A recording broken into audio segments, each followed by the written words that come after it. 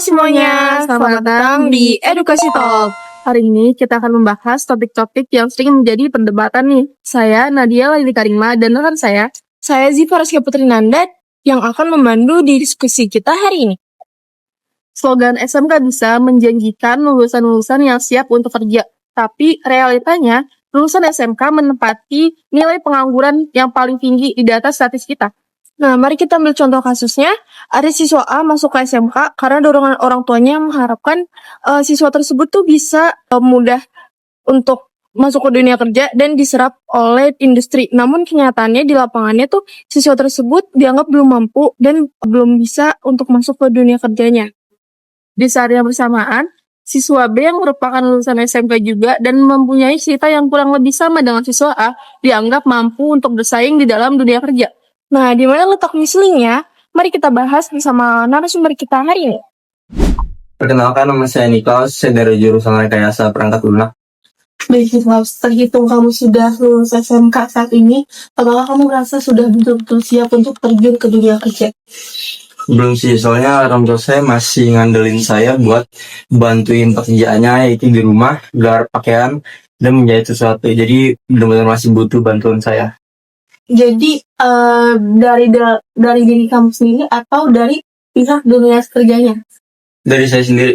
Ya, waktu saya PKL, itu jurusan saya kan Rekayasa Perangkat Lunak. Berbeda dengan pas di PKL itu, saya di kecamatan cuma ngurus-ngurus surat berkas, membuat absensi, arsip. Jadi nggak selebihnya ya apa yang kamu dapat di sekolah sama yang di magang. Iya gitu. betul, beda.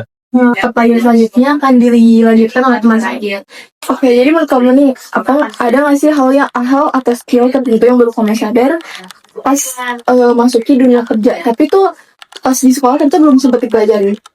Ada sih, ada dua. Yang pertama itu dari public speaking ya. Di jurusan saya Rekayasa Perangkat Lunak itu nggak ada pelajaran yang diajarin tentang komunikasi. Tentang komunikasi. Nah, jadi public speaking itu kan penting banget ya di pekerjaan, apalagi nanti misalkan kita lagi diwawancarain sama HRD-nya kan buat ngelamar kerja. Nah, nanti misalkan kita ngomong empat mata terus kita belibet, itu kan nanti bisa jadi penolakan dari pekerjaan kan. Nah ya kayak gitu. Nah, yang kedua itu ada kurangnya bimbingan sih dari guru di sekolah saya. Soalnya kan harusnya misalkan Rekayasa Perangkat Lunak ini kan perlu latihan khusus kayak buat komputer kan. Dari penghafal kodenya juga. Nah, di sini tuh gurunya jarang banget ada pelatihan kayak gitu. Assalamualaikum warahmatullahi wabarakatuh. Perkenalkan, nama saya Ibu Rahmawati. Saya seorang ibu yang mempunyai 3 anak yang kebetulan sekolahnya SD, SMP, terus jurusan atasnya SMK. Kebetulan 3 anak ini SMK semua. Ibu sebagai orang tua, apa sih pertimbangan ibu atau harapan ibu untuk menyekolahkan 3 anak ibu di SMK? Pada dasarnya sebenarnya ibu mensekolahkan ketiga anak ibu di SMK semua. Mungkin dulu ya dari yang abangnya itu, dari anak pertama itu SD, SMP, SMK, kita setelah lulus akan mendapatkan pekerjaan gitu dengan cepat gitu. Karena ekonomi juga. Terus yang kedua kemudian di SMK, alhamdulillah kuliah juga, udah lulus juga S1, S.Com, udah kerja juga. Tapi kalau untuk yang ketiga, kebetulan baru lulus, sepertinya agak sulit gitu untuk mencari pekerjaan yang benar-benar di bidang dari jurusan yang dia dapatkan sekarang ini gitu. Jadi harapan utamanya tuh menyekolahkan di SMK supaya lebih gampang masuk ke dunia industri. Iya. Baik, pertanyaan kedua akan dilanjutkan.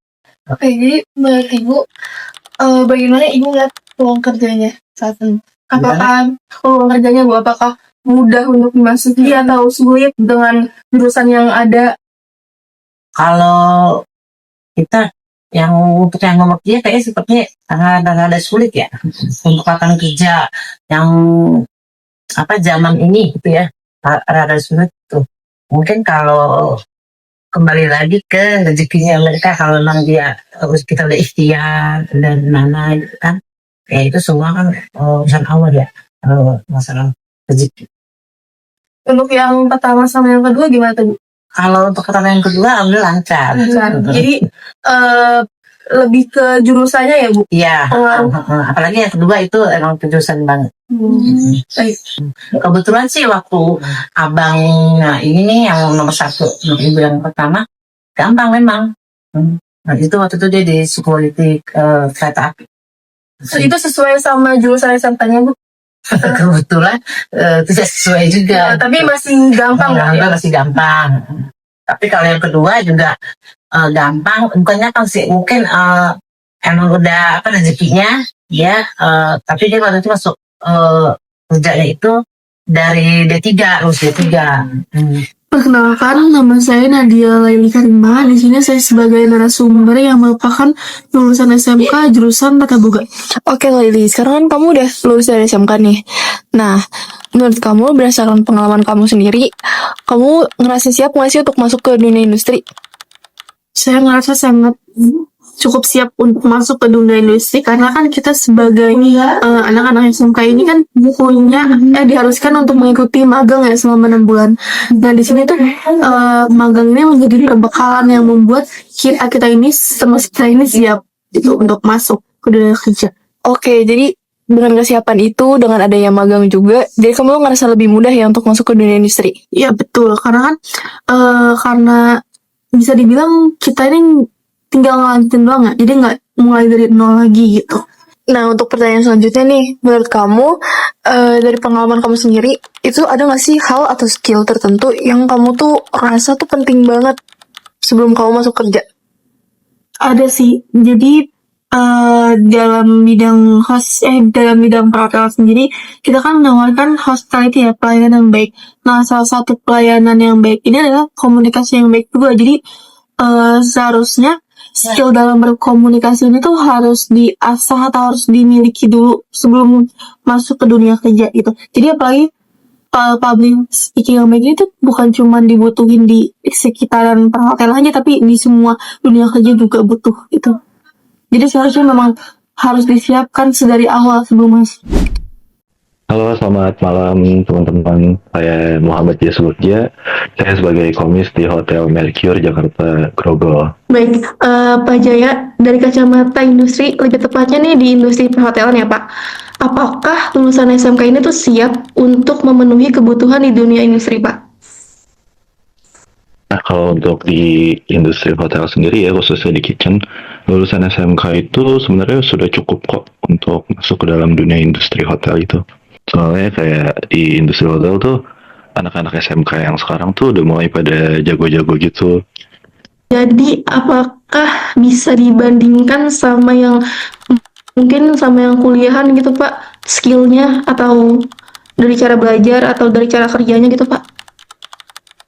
Sangat-sangat bisa. Kalau mau di head gitu ya, kalau mau dibandingin lulusan SMK itu mungkin flow kerja mereka lebih cepat. Tapi mungkin secara pengetahuan emang yang kuliahan lebih banyak teorinya. Tapi kalau misalnya dibandingin keseluruhan, lulusan SMK sama kuliah itu sebenarnya nggak terlalu jauh kalau untuk di dapur. Oke, lalu menurut pandangan Bapak, apakah Bapak tuh setuju dengan pernyataan jika tidak semua lulusan SMK itu terjamin? Untuk di beberapa jurusan, iya, saya setuju. Lulusan SMK di beberapa tempat ada yang tidak terjamin. Contohnya, dulu di sekolah saya ada jurusan keperawatan sosial. Nah, itu tuh lingkup kerjanya sangat sedikit. Nah, kalau untuk jurusan tata boga sendiri, saya lihat sendiri sih cukup bagus ya peluang kerja mereka di industri. Jadi jurusan itu untuk di SMK lumayan mempengaruhi ya Pak? Iya, sangat mempengaruhi. Lalu Pak, boleh juga Pak, saat Bapak nih melihat anak-anak SMK yang magang atau melamar kerja, skill apa sih yang paling dicari atau yang masih kurang dari mereka? Kalau misalnya skill apa yang dicari dari lulus SMK ya mereka asal mau diatur aja kalau di dapur. Selama diatur, mereka mau belajar dan mereka sadar mau belajar lagi ketika mereka melakukan kesalahan. Lebih ke kita kalau di industri dapur itu kita nggak butuh orang-orang yang jago-jago atau gimana. Asal mereka mau ikutin flow yang ada, asal mereka mau belajar lagi di hari berikutnya, mereka udah cukup keterima kok. Baik Pak, pertanyaan terakhir nih. Judul kita kan adalah apakah SMK ini masih relevan untuk masuk lebih cepat ke dunia kerja. Nah, menurut Bapak gimana tuh Pak? Nah, saya kalau jawab atas di lingkup dunia boganya aja ya. Kalau misalnya di jurusan tata boga, SMK udah cukup banget buat masuk ke industri yang lebih lanjut menurut saya. Apalagi perkembangan zaman sekarang, mereka bisa improve lebih dalam dari senior-seniornya. Mereka dapat akses internet, informasi yang lebih jauh lagi dari senior-seniornya.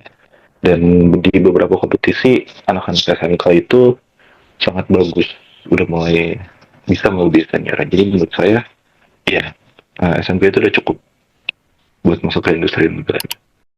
Selamat pagi Bapak, bagaimana kabarnya hari ini Pak? Selamat pagi, alhamdulillah baik.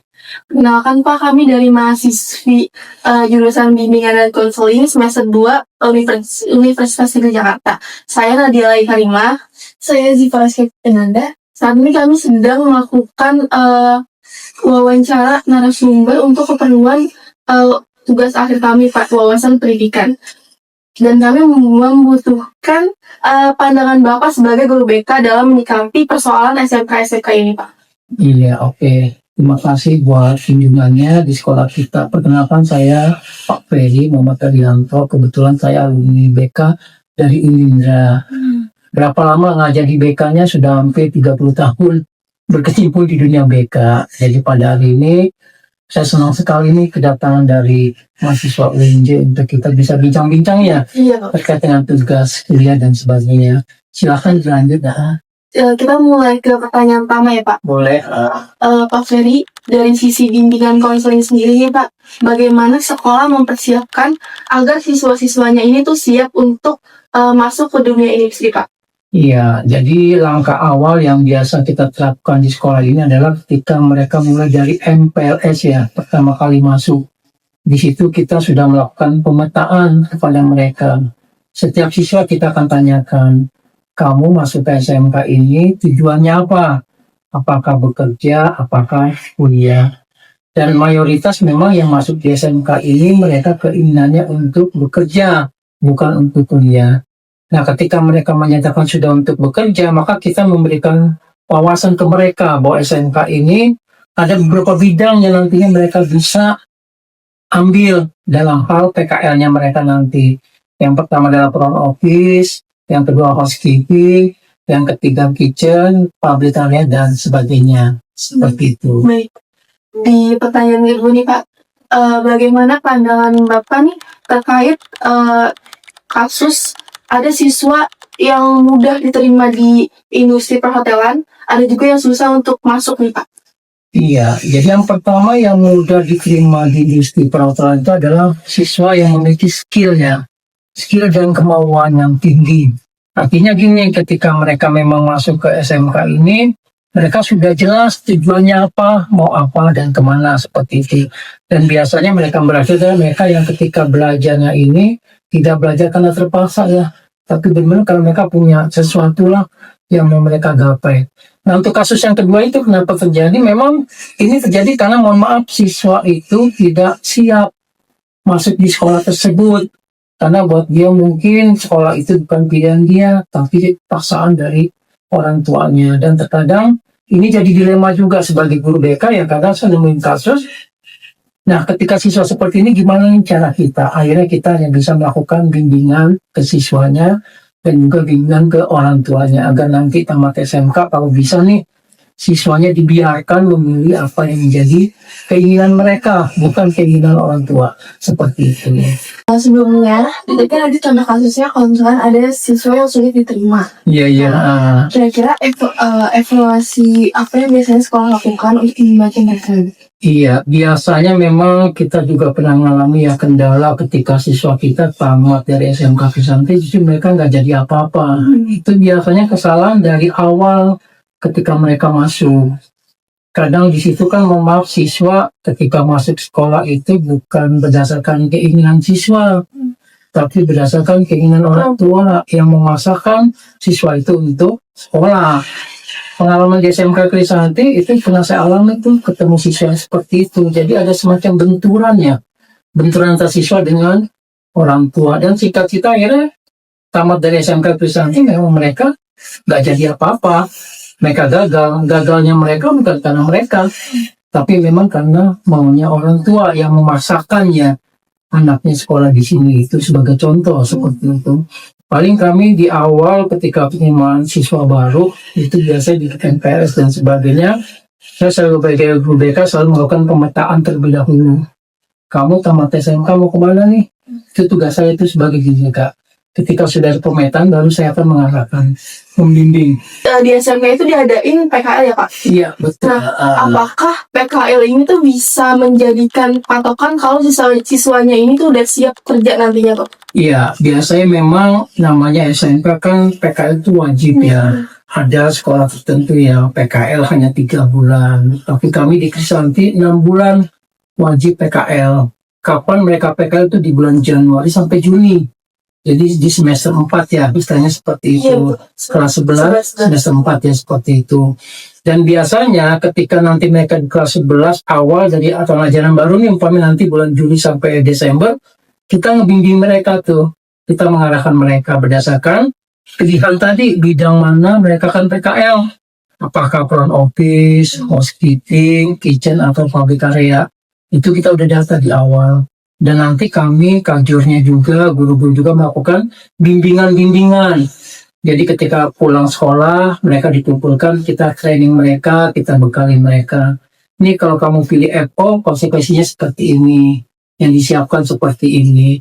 Housekeeping, konsekuensinya seperti ini yang disiapkan. Jadi intinya selama 6 bulan pertama itu, mereka memang sudah benar-benar harus progres lah, siap buat PKL nanti. Jadi memang dari sekolah tuh udah dipersiapkan ya Pak? Betul. Jadi bisa dibilang PKL ini lumayan mempunyai pengaruh dalam kesiapan kerja ya Pak? Betul. Jadi Pak, ini pertanyaan terakhir ya Pak? Iya. Dan kebetulan ini juga salah satu judul kita. Apakah SMK ini masih menjadi solusi untuk siswa ini mudah masuk ke dunia industri Pak? Untuk saat ini memang benar ya, SMK itu sangat-sangat mensupport, sangat-sangat dibutuhkan oleh dunia industri. Karena memang dunia industri sekarang lebih jeli menyeleksi siapa-siapa nanti yang bisa bekerja di tempat mereka, khususnya di hotel ya seperti itu. Mereka kalau boleh milih mana nih tamatan SMK dengan tamatannya S1, mereka lebih cenderung milih yang SMK. Kalau SMK mereka qualified-nya ada, ngapain mereka mesti menerima ya tamatan S1 dan sebagainya. Karena yang dicari di sini skillnya ya Pak? Betul, skillnya, kemampuannya, kesiapan mereka untuk kerja seperti itu. Jadi saat ini SMK ini masih menjadi solusi dan jalan keluar, namun hal-hal ini balik lagi ke skillnya masing-masing ya Pak? Betul, SMK sebenarnya pilihan sih ya, pilihan yang sangat menjanjikan khususnya bagi siswa yang kepingin nantinya bekerja. Cuma SMK manapun kalau siswa itu sendiri tidak ada kemauan, tidak ada tujuan, maka mohon maaf dia pun akan gagal dan tidak bisa berkompetisi nantinya. Seperti itu. Setelah mendengar penjelasan dari narasumber, kita mengetahui bahwa kesiapan kerja lulusan SMK sangat bersifat sistematik. Secara teori, pendidikan vokasi harus mengacu pada link and match. Namun, kenyataannya masih terjadi ketimpangan antara kurikulum dan juga kebutuhan di dunia industri. Betul, adanya gap kompetensi karena terkadang apa yang dipelajari di sekolah itu tidak relevan saat praktik di lapangan. Ditambah lagi faktor motivasi sangat krusial, seperti siswa yang memasuki jurusan karena kemauannya sendiri itu akan jauh lebih siap dibandingkan siswa yang merasa dipaksa oleh orang tuanya. Pihak industri juga menegaskan bahwa mereka tidak hanya mencari skill teknis, tapi juga attitude yang bagus dan kemampuan untuk belajar. Jadi SMK masih menjadi solusi cepat untuk masuk ke dalam dunia kerja. Namun hal ini masih harus dibersamai dengan sinkronisasi kurikulum, dunia industri, peran orang tua, dan juga minat siswa itu sendiri. Kesimpulannya, SMK adalah jalan cepat menuju karir. Namun, ijazah bukan jaminan tanpa sinkronisasi antara sekolah dan industri. Kita belajar bahwa keberhasilan siswa itu butuh sinergi, yaitu orang tua yang tidak bisa lepas tangan, guru BK yang harus aktif mendampingi, dan industri yang perlu terlibat dalam kurikulum. Rekomendasi dari kami yaitu memperkuat teaching factory, mengoptimalkan BK karir, dan juga menjadikan industri sebagai guru kedua. Bagi kita calon pendidik, ini menjadi pengingat bahwa pendidikan seharusnya memanusiakan manusia berdasarkan minatnya, bukan sekedar standarisasi yang tidak relevan. Sekian vlog edukasi dari kelompok kami. Kami pamit undur diri. Terima kasih, sampai jumpa.